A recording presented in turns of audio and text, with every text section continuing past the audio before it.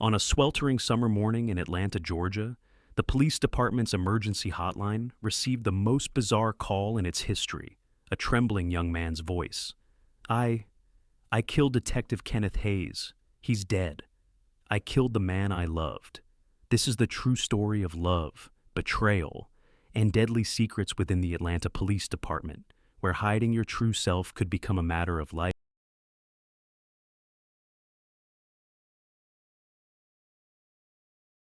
Rejected all relationships and remained perpetually alone. Kenneth Hayes, 34, was one of the finest detectives in the Atlanta Police Department.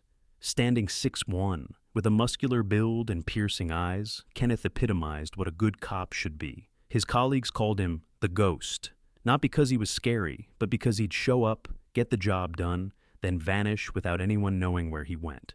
Kenneth carried two massive secrets. First, he was gay in a police environment, still riddled with prejudice. Second, and more critically, he'd been living with HIV for 8 years. Every day, Kenneth had to secretly take his antiretroviral medication from his desk drawer, constantly terrified that someone would discover the secret that could destroy his career. Those small Truvada pills weren't just life-sustaining medication. They were daily reminders of a past he wanted to forget. Officer Terrell Washington, 23, transferred to Atlanta, unaware he was about to enter a relationship that could kill them both. Terrell Washington walked into the Atlanta Police Department with eyes full of hope and a burning desire to prove himself. As a young black officer, Terrell had already faced his share of prejudice and challenges. He'd transferred from Savannah to Atlanta, hoping for advancement opportunities in a larger, more professional environment. On his first day, when Terrell was introduced to his colleagues, several veteran white officers exchanged meaningful glances. "Another black kid," someone whispered loud enough for Terrell to hear. Such racially charged comments weren't unusual for Terrell, but they still stung and made him feel isolated. Detective Kenneth Hayes witnessed this scene. Something in Terrell's eyes, the resilience masking pain, the unbreakable will, made Kenneth's heart race. It was a feeling he'd tried to bury for years. Lieutenant Monica Chen could never have imagined that her decision to pair Kenneth and Terrell would lead to tragedy. "Hayes, you need a partner for the Romano case," Lieutenant Chen announced during the morning briefing. "Washington will assist you." Kenneth felt his stomach tighten. Working with Terrell meant spending more time together, more opportunities for unwanted emotions to surface. Detective Frank Sullivan, a 40-year-old white officer with an unfriendly attitude, commented sarcastically, "Two black guys working together? How interesting." Sullivan's smile carried ugly implications, reflecting the racist mindset still deeply embedded in some force members. Kenneth noticed Terrell's discomfort with these comments. It made Kenneth want to protect the young man, a dangerous emotion in their work environment. As Kenneth prepared to leave, he secretly grabbed 2 pills from the bottle in his desk drawer. But this time, Sullivan noticed and filed it away for future use. After just 1 week working together, Kenneth realized he'd fallen in love with Terrell, and that could destroy everything. Their first week together passed with patrols and investigations. Terrell proved himself an intelligent and dedicated officer. He had keen observational skills, quick reflexes, and most importantly, a compassionate heart, a rare quality in this profession. During one briefing, Sergeant Thompson, a veteran white officer, openly criticized, "Young officers today, especially ones like Washington, need to learn respect for hierarchy." Terrell gritted his teeth and endured it, but Kenneth could see the anger and hurt in his eyes. Each day, Kenneth struggled with increasingly powerful feelings for Terrell. He began finding excuses to stay late with Terrell, sharing experiences and personal stories. Conversations that initially focused on work gradually shifted to more intimate topics. One evening, while both were working late in the empty office, Terrell accidentally brushed Kenneth's hand while passing a file. The electric moment was felt by both, a deep connection beyond mere partnership, but both pulled back, afraid to acknowledge what was happening between them. Detective Sullivan began suspecting the relationship between Kenneth and Terrell, and he had plans to exploit it. Sullivan had been observing Kenneth and Terrell for weeks. The lingering glances, the way they stood closer than necessary, and especially how Kenneth protected Terrell from colleagues' inappropriate comments. With years of experience, Sullivan recognized signs others might miss. One weekend evening, Sullivan decided to follow them. He witnessed Kenneth and Terrell meeting at a small bar in Atlanta's suburbs, a place few cops frequented. In the dark parking lot, Sullivan watched Kenneth and Terrell share a passionate kiss.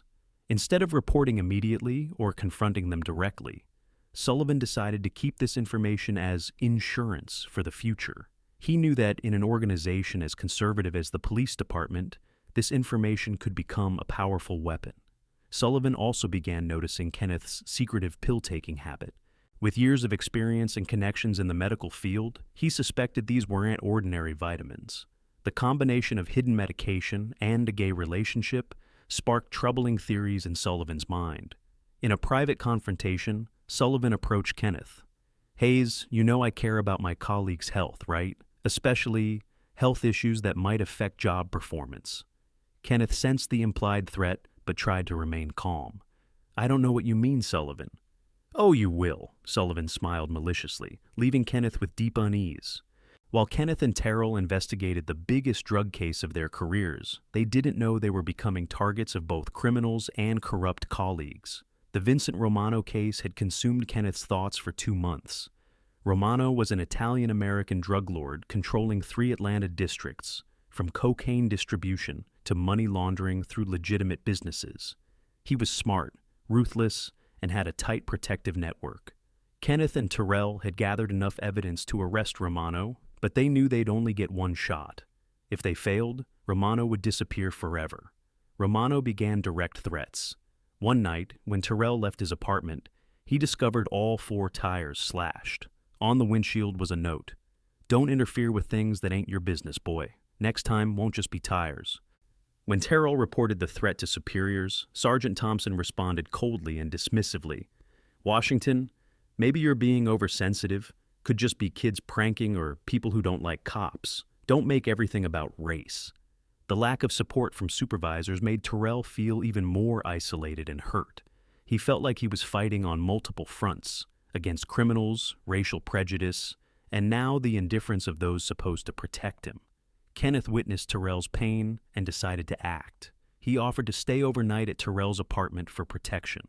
That night, amid tension and fear, their feelings transcended professional boundaries. They became true lovers. The next morning, while Kenneth and Terrell were still basking in newfound happiness, Sullivan called, "Have a good night, Hayes. I've got some pretty interesting photos." The relationship between Kenneth and Terrell quickly developed into real love. They began spending all their free time together, sharing dreams about the future and deepest fears. Terrell spoke of his dream to become a detective, his desire to change society's perception of black police officers. Kenneth shared his years of loneliness, the feeling of isolation within the profession he loved. However, Kenneth knew he had to tell Terrell about his HIV status. This was the heaviest secret he was hiding.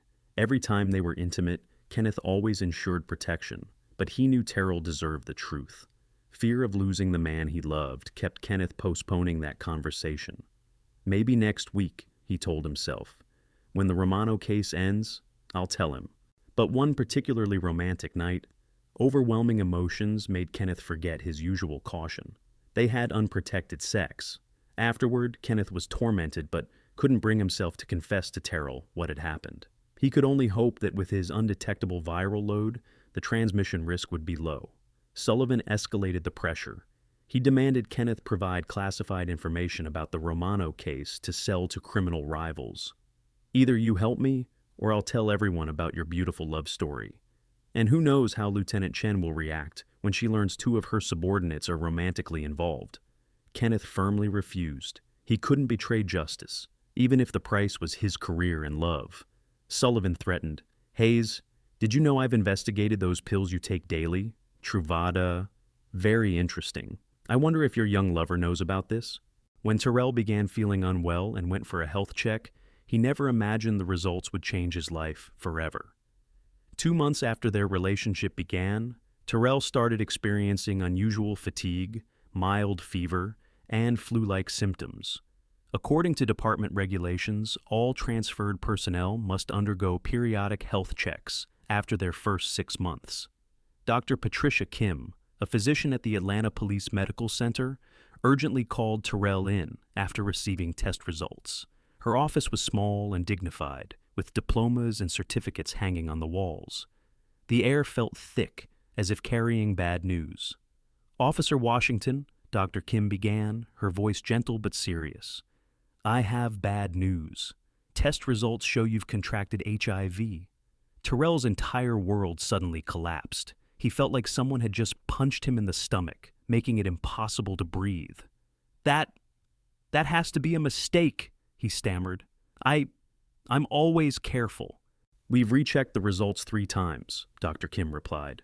"I'm very sorry, but the results are definitive. We need to discuss treatment options and—" But Terrell couldn't hear anything else. Only one thought occupied his mind. He'd had only one sexual partner in the past year, Kenneth. The terrifying truth began emerging. Kenneth had known and hadn't told him. While Kenneth and Terrell faced personal crisis, the Romano case reached its climax, requiring help from a 4-legged partner. To distract from personal problems and pressure from Sullivan, Kenneth and Terrell decided to focus entirely on capturing Romano.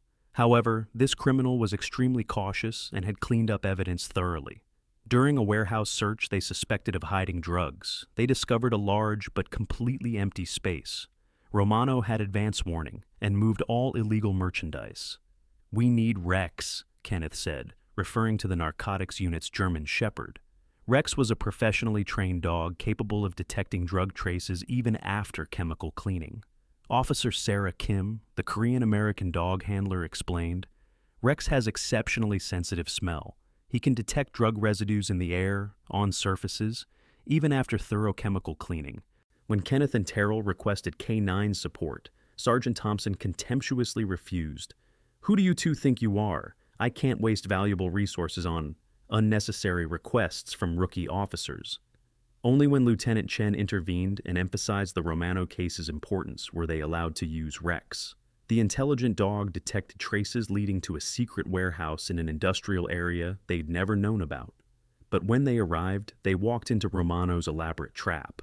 He had advanced knowledge of the investigation and was prepared to fight back. Kenneth and Terrell were about to crack their career's biggest case, but they didn't know Sullivan had sold information to Romano. When Kenneth, Terrell, and the team raided the warehouse, they discovered it was an elaborate trap. Romano and his gang had prepared weapons and manpower for resistance. A fierce gunfight erupted in the warehouse's confined space. Terrell was wounded in the shoulder when a stray bullet grazed him.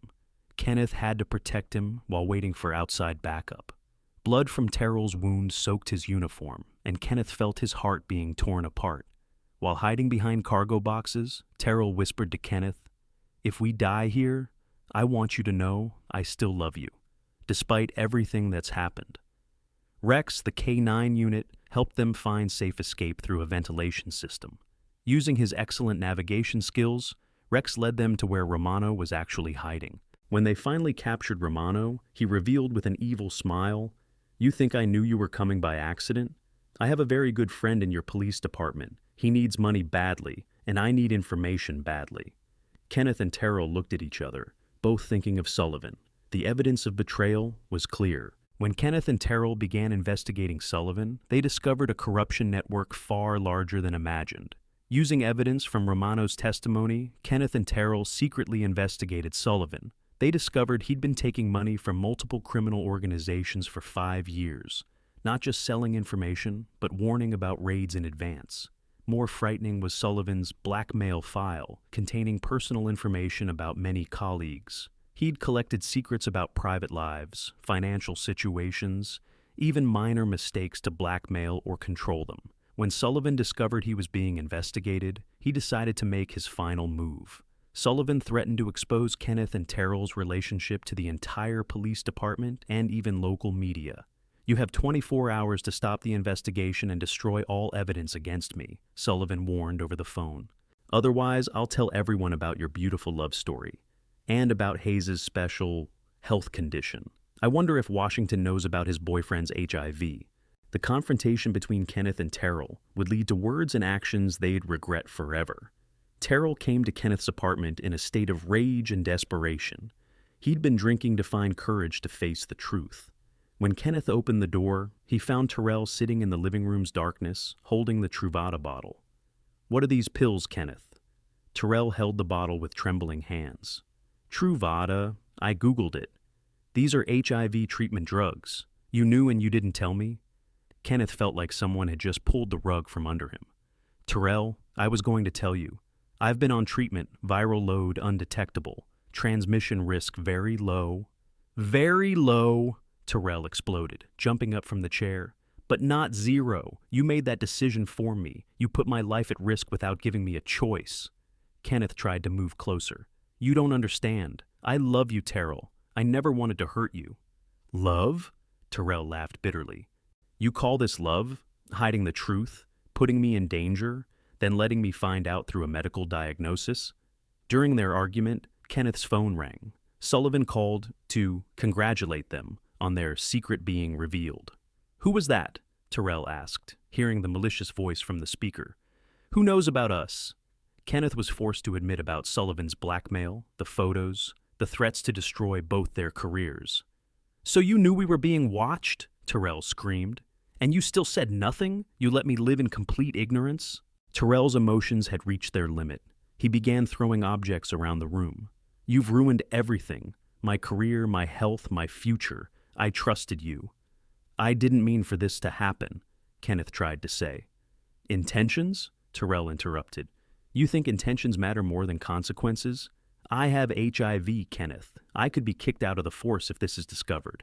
I'll have to live with this label forever. In his rage, Terrell pushed Kenneth hard. I hate you. I hate you for making me love you. Kenneth tried to restrain Terrell, but he pushed him down onto a chair. Don't touch me. Don't ever touch me again. Terrell, you need to calm down. Kenneth stood up, trying to approach. Calm down? Terrell laughed maniacally. You want me to calm down after you've destroyed my life? In the corner of the room sat a heavy glass vase, a gift Kenneth had bought for the apartment during one of his rare moments of happiness. Terrell, no longer in control of his emotions, grabbed it. Terrell, put that down, Kenneth said, his voice trembling with fear. Why? Are you afraid of what I'll do? Afraid I'll hurt you like you hurt me? I know you're angry, and you have every right to be, but don't do something you'll regret. Regret? Terrell gripped the vase tighter. I already regret it. Regret trusting you. Regret loving you. Kenneth stepped closer, trying to reason with Terrell. You can still have a good life. HIV today isn't a death sentence. We can get through this. We! Terrell screamed. There is no we anymore. There will never be a we again.